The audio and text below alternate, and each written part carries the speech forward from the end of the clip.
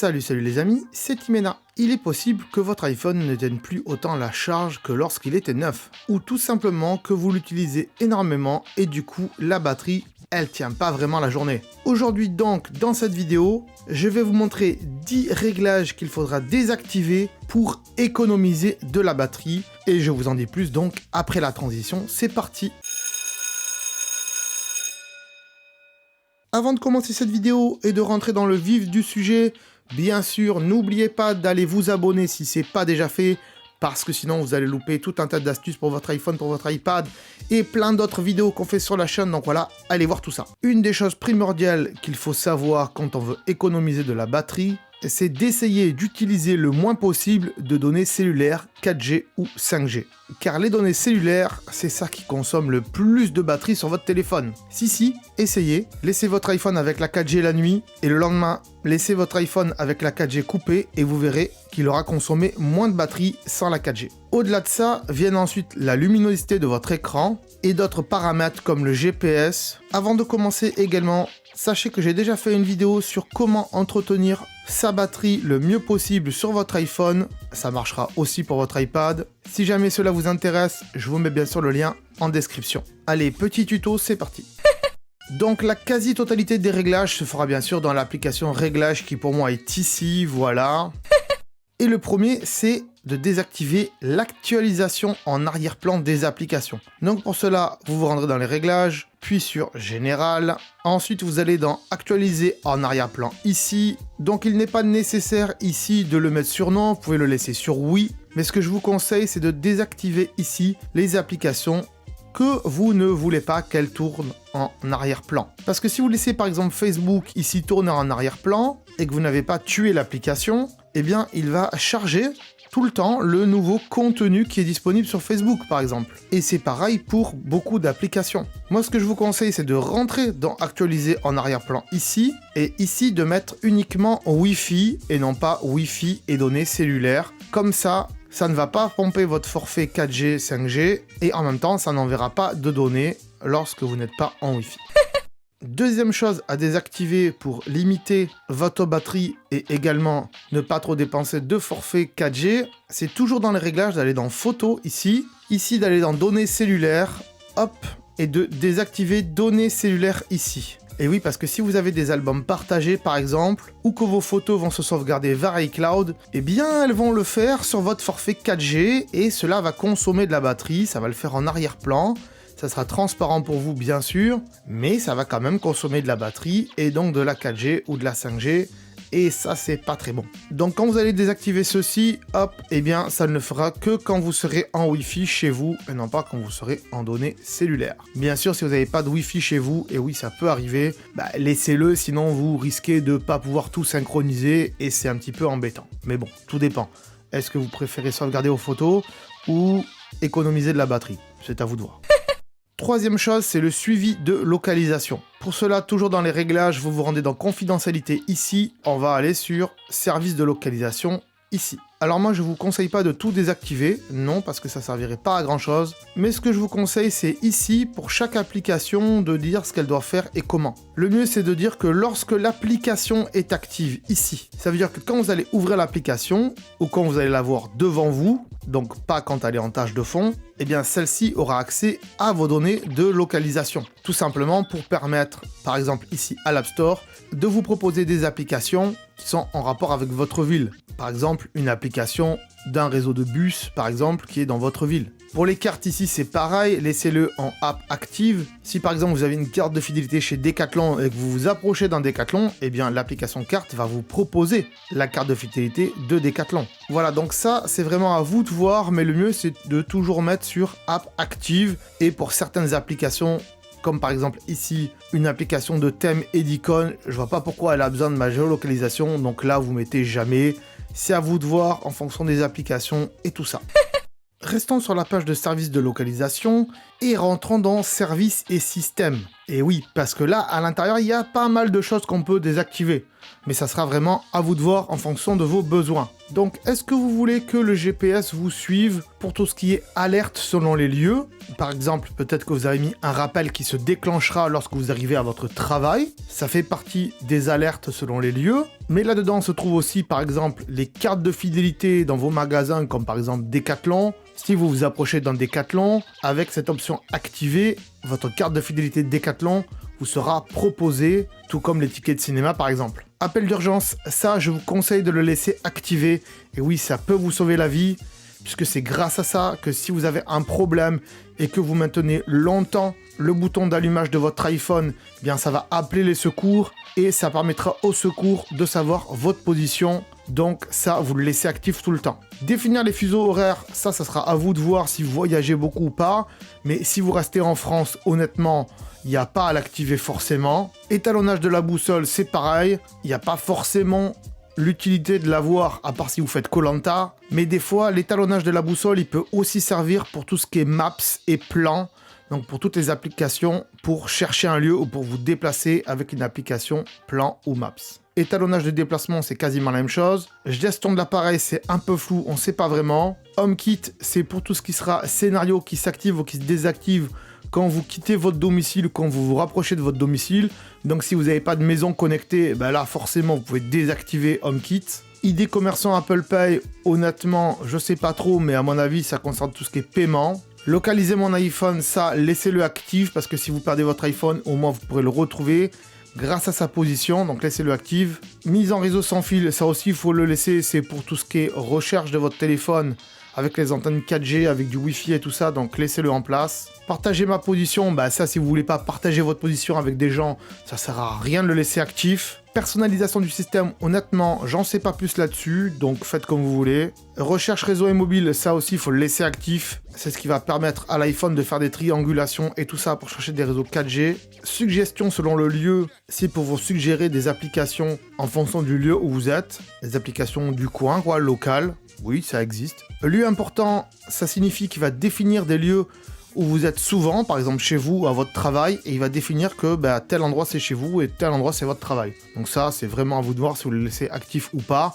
Laissez-le actif un petit moment, puis après désactivez-le, parce que honnêtement, une fois qu'il le sait, bon. On descend, en dessous il y a encore quoi? Il y a analyse de l'iPhone. Ça c'est pour améliorer les iPhones et les produits Apple. Donc ça envoie votre géolocalisation à Apple. Bien sûr c'est anonyme, ils ne savent pas qui vous êtes vraiment, mais ils savent où se trouve votre iPhone et à quel moment. Itinéraire et circulation, ça dépend. Est-ce que vous utilisez une application de GPS comme Waze, Plan ou Maps? Et dans ce cas-là, laissez-le actif parce que sinon vous n'aurez pas la circulation en temps réel et votre itinéraire sera moins bien calculé. Mais si vous n'utilisez pas d'application GPS pour vous guider, vous pouvez les activer. Améliorer plan, vous voyez, moi je l'ai désactivé. Là, c'est pour améliorer l'application plan d'Apple. Moi, je le désactive parce qu'honnêtement, je n'utilise pas trop à plan, donc je le désactive. Vous pouvez aussi faire en sorte d'avoir un icône dans la barre d'état ici qui vous indiquera ce qui a marqué juste au-dessus, comment a été utilisé votre GPS dans les 24 heures et en temps réel. Voilà, c'est marqué ici. Donc voilà, désactivez ce que vous avez vraiment besoin ou pas besoin. Ça évitera de consommer trop de GPS et donc trop de batterie. Pour la cinquième chose, on va revenir en arrière et on va donc revenir dans confidentialité ici et vous descendez tout en bas de la page et vous allez aller dans analyse et amélioration ici. Et ici donc vous pouvez activer ou désactiver le partage d'analyse de l'iPhone. Ce que ça va faire en fait, c'est que ça va partager vos données de manière anonyme avec Apple, d'envoyer des données quotidiennes afin qu'Apple puisse faire des diagnostics sur comment les iPhones sont utilisés à travers le monde. C'est la même chose pour iCloud ici en bas. Donc soit vous désactivez que iCloud, soit vous désactivez tout. Mais sachez que si vous le laissez actif, eh bien forcément ça va envoyer des données à Apple via votre forfait cellulaire, via votre 4G, votre 5G et résultat, ça va pomper de la batterie et du forfait également. Donc voilà, c'est à vous de voir si vous voulez partager vos données avec Apple ou pas. Moi personnellement, je laisse actif parce que je veux bien qu'Apple regarde mes données pour savoir comment j'utilise mon appareil. Mais si vous voulez pas du tout, hop, vous pouvez le désactiver ici. Sixième point, c'est la luminosité automatique. Alors pour ça, il faudra se rendre dans les réglages, puis dans luminosité et affichage ici, et ensuite vous avez automatique ici. Donc soit vous l'activez, soit vous le désactivez, vous faites comme vous voulez, mais moi je vous le conseille pour économiser de la batterie, de désactiver automatique et de toujours laisser en mode sombre. Et oui, parce que le noir, comme sur mes images ici, eh bien ça consomme beaucoup moins de batterie que le blanc. Ça, c'est clair et net. Moi, ce que je vous conseille aussi, c'est de ne pas avoir une luminosité automatique. Pourquoi? Parce que sinon, l'iPhone, il va augmenter, descendre la luminosité en fonction de la lumière du soleil à l'extérieur ou de la lumière de chez vous à l'intérieur. Et ça va être compliqué à la batterie de gérer tout ça et ça va être un peu galère pour elle. Donc moi, ce que je vous conseille, c'est plutôt de faire des petits raccourcis pour augmenter ou diminuer la luminosité à une intensité qui sera toujours la même pour vous.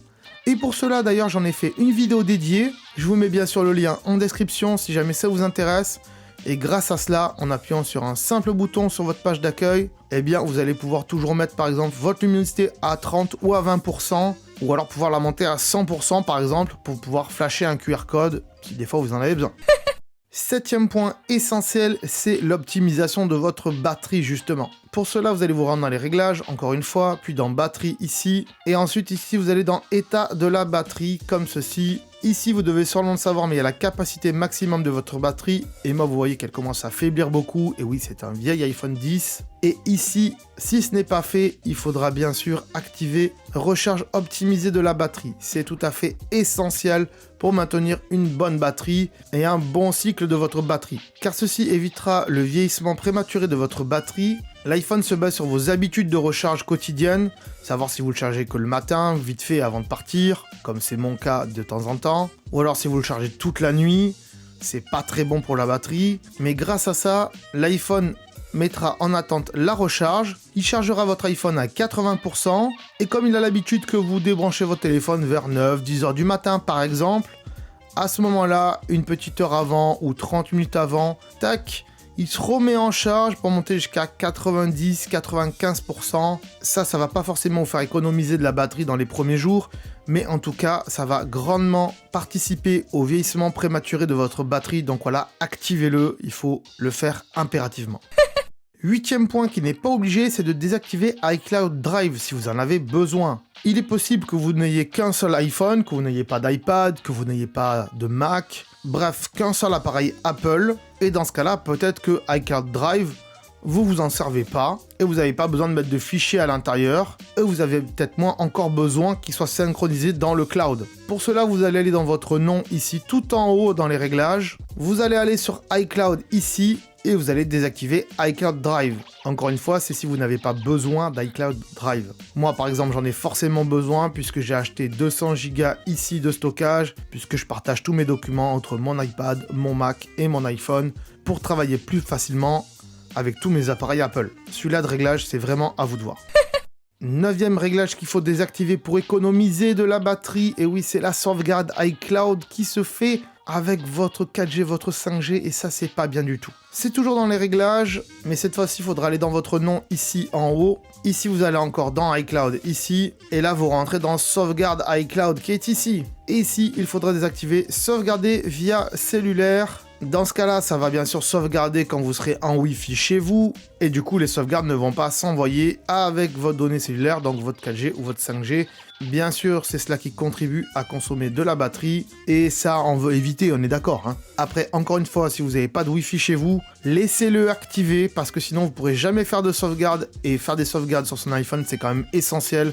Surtout quand on veut changer d'iPhone, ou quand on le perd, quand on le casse, quand on se le fait voler. Donc voilà, faites quand même bien vos sauvegardes iCloud, mais si vous avez du Wi-Fi à la maison, ça se connecte automatiquement quand vous rentrez chez vous, dans ce cas-là, vous pouvez totalement désactiver sauvegarder via cellulaire ici.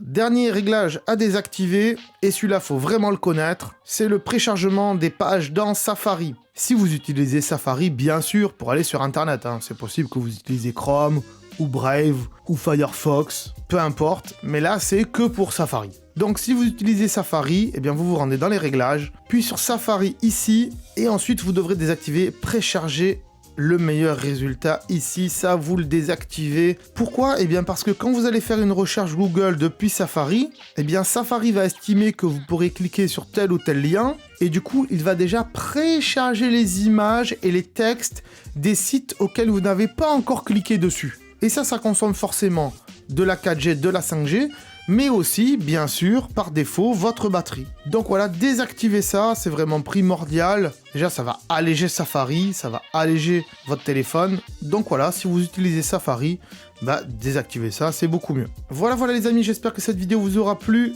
Si vous avez des questions, vous pourrez toujours les marquer en commentaire.